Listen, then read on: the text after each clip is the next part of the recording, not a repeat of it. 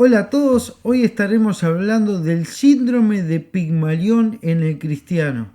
Ustedes me dicen, ¿y quién es ese el Pigmalión? Pigmalión era un artesano, un artista, algunos dicen, algunos historiadores de la antigüedad dicen que era un rey, el rey de Chipre, pero resulta que este artesano hace una cosa muy particular. Él estaba acostumbrado a contemplar la belleza, él estaba acostumbrado a contemplar la belleza de las mujeres, pero decía que ninguna de ellas entraba en en su gusto, pero no por la belleza física, sino porque decían que todas las mujeres podían causar la perdición al hombre. Ninguna mujer encajaba con él emocional y sentimentalmente. ¿Y qué hace este artesano Pigmalión? Decide esculpirse una estatua de mármol con el gusto, con la apariencia física de la mujer que a él, la mujer de ensueños de él. Una mujer que, que él quería que fuese perfecta. Este Pigmalión empieza a tallar la estatua, la escultura, con mármol y cada vez que cerraba los ojos se le venía la imagen de cómo quería que él cómo él quería que fuese esa imagen. Y la iba tallando, la iba esculpiendo a su medida, a su gusto. Y esto me hizo reflexionar en cómo nosotros hoy en día nos tallamos un Dios a medida. Y vamos a ver algunos versículos en Isaías, vamos a ver algunos versículos en Jeremías, en Corintios, en Timoteo. Ustedes me van a decir, hermano, muchos versículos hoy, pero son necesarios y vamos a ir viéndolo de una manera muy dinámica. Porque nosotros los cristianos en el día de hoy empezamos a formarnos un Dios a nuestra imagen, a nuestros deseos, conforme a nuestro corazón y no nosotros nos amoldamos al corazón de Dios. Y este Pigmalión empezó a moldear la estatua a su gusto, hasta que un día dice que después de terminada empezaba a conversar con la estatua. Empezaba a conversar, le traía regalos, dice que se gastó mucho dinero en regalos preciosos para esa estatua que la llamó Galatea. Después que empezó a gastar tanto dinero, empezó a tener sueños con esa estatua, la acostaba a dormir, le hablaba, le conversaba, hasta que un día le pidió un deseo a la diosa Afrodita, que era la diosa del amor, en su mente. Él no pronunció ninguna palabra ni expresó su deseo en voz alta. Pero sí en su mente dijo que le pidió a Afrodita que esa estatua cobrara vida. Y de la noche a la mañana esa estatua cobra vida. Después tienen un hijo.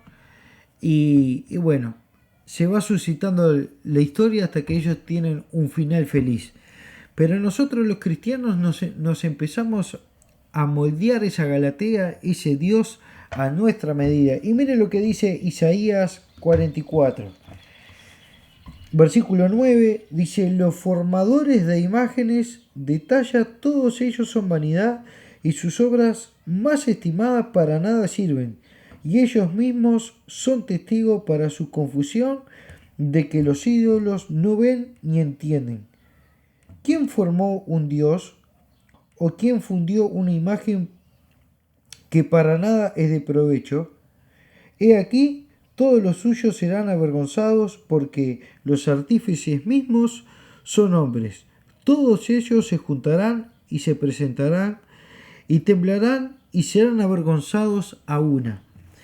El Señor le habla a Isaías y le dice, está todo bien con ustedes, que la verdad los felicito, que tienen una manualidad bárbara, tienen un don artístico tremendo, ustedes se tallan su Dios, su imagen, para hacerse dioses conformes a sus corazones, pero no oyen, no ven, no hablan, como esa Galatea que se formó Pigmalión. Y nosotros muchas veces cerramos nuestros ojos y decimos, ojalá Dios fuese así, y nos empezamos a idealizar un Dios que no es de verdad. Lo empezamos a acomodar a nuestro gusto, lo empezamos a acomodar como nosotros queremos, y no funciona así. El mismo Señor ya lo dijo. Nosotros empezamos a romantizar esa idea de un Dios que no existe. Lo hacemos a nuestro gusto, queremos que nos escuche y que no nos hable, porque Galatea al principio lo escuchaba a Pigmalión, entre comillas, ¿verdad? Lo escuchaba, pero no decía nada. Entonces, hermanos, nosotros muchas veces queremos un Dios como Galatea, que solamente nos escuche, pero que no nos exija nada. Y la cosa empeora. ¿Por qué? Porque cuando a Galatea le queremos poner la personalidad, es ahí cuando se complica todo. ¿Y por qué digo eso? Porque nosotros nos empezamos a imaginar un Dios a nuestra medida y a nuestro antojo. Pero después le empezamos a poner personalidad. Ustedes recuerdan que al principio dijimos que Pigmalión quería una mujer distinta, porque él lo encajaba con la figura de la mujer de aquella época. Decía que cualquier mujer le podía llevar a la ruina a un hombre. Y le empezó a poner su personalidad. Le empezó a poner cómo le gustaría a él que fuese esa Galatea.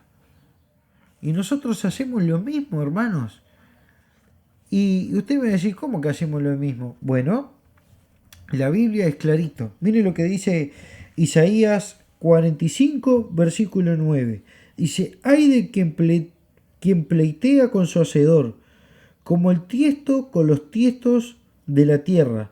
Dirá el barro al que lo labra, ¿qué haces? ¿O tu obra no estás hecha con destreza?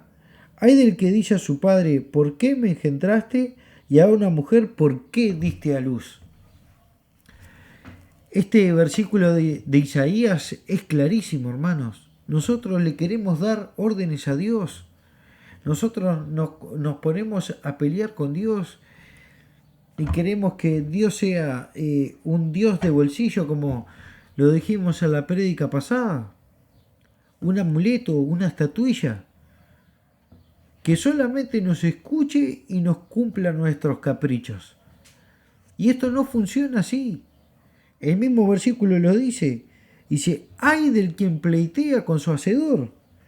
Y esto no se queda ahí, porque le empezamos a poner la personalidad que nosotros queremos. Pero después se torna más peligroso, porque empezamos a hablar cosas de Dios que no son verdad, que no existen, que son fábulas de nosotros porque se nos extravió la mente. Hermanos, leímos en Isaías, dice, ¿quién pleitea con su hacedor? ¿Quiénes somos nosotros para mandar a Dios? ¿Quién somos nosotros para decirle a Dios lo que tiene que hacer? Y hacemos así cuando el Señor nos hincha la oreja o nos dice algo. Queremos que Dios sea como esa Galatea, hecha a medida, con una personalidad única, que nos escuche y que no nos responda, que nos diga todo que sí. Y eso no funciona así, hermanos. Miren por qué se agrava el asunto y empezamos a decir cosas de Dios que a la verdad no son ciertas. Y empezamos a desviarnos en nuestra mente. Miren lo que dice Segunda de Timoteo, capítulo 4, versículo 3 al 4. Dice, porque vendrá tiempo cuando no sufrirá la sana doctrina, sino que teniendo comezón de oír, acumularán para sí maestros conforme a sus propias concupiscencias, y se apartarán de la verdad, y apartarán de la verdad el oído, y se volverán a fábulas. Hermanos, el hacernos un Dios a nuestra medida, empezamos a decir cosas que no son verdad de Dios. Empezamos a decir fábulas, empezamos a inventar historias, lo dijo Pedro, lo dijo Juan, lo dijo el mismo apóstol Pablo a los colosenses, de personas que vieron ángeles y supuestamente tuvieron revelaciones, porque acomodan a Dios a sus propios gustos. Y esto es peligroso porque empieza nuestra mente con una imagen romántica de un Dios perfecto. Después le empezamos a poner la personalidad. Y después empezamos a hablar cosas que no tenemos que hablar de Dios, que son mentira. Y muchas veces podemos hacer caer en error a otro que nos escucha. Cuando debería ser al revés la cuestión. Cuando nosotros deberíamos ser esa Galatea, formada por un artesano que es mucho mejor que Pigmalión, que es el mismo Dios. Y eso nos lleva al otro punto. Y vamos a ir allá a Jeremías 18, versículo 6. Y mire lo que dice. Mire lo que dice Jeremías, capítulo 18, versículo 6. Dice, ¿no podré yo hacer de vosotros como este alfarero o casa de Israel? Dice Jehová, he aquí como el barro en la mano del alfarero, así sois vosotros en mi mano, oh casa de Israel. Hermanos, ustedes me pueden decir a mí, ¿quién es la obra? Nosotros somos la obra, no Dios nuestra obra. Me parece que tenemos que empezar a invertir los papeles, a hacer nosotros esa Galatea que está hecha a medida por su artesano. Y no nosotros ponernos en el lugar de Pigmalión y querer acomodar a Dios como nuestra Galatea. Nosotros deberíamos escuchar más a Dios y contestarle menos. Nosotros deberíamos empezar a hacerle más caso a Dios y contestarle menos, reprocharle menos, agradecerle más. Empezar a moldearnos a su carácter. Pero no porque el Señor sea autoritario y golpee los puños en la mesa. Porque toda la Biblia habla de que si nosotros nos moldeamos a Él, tenemos una vida mejor.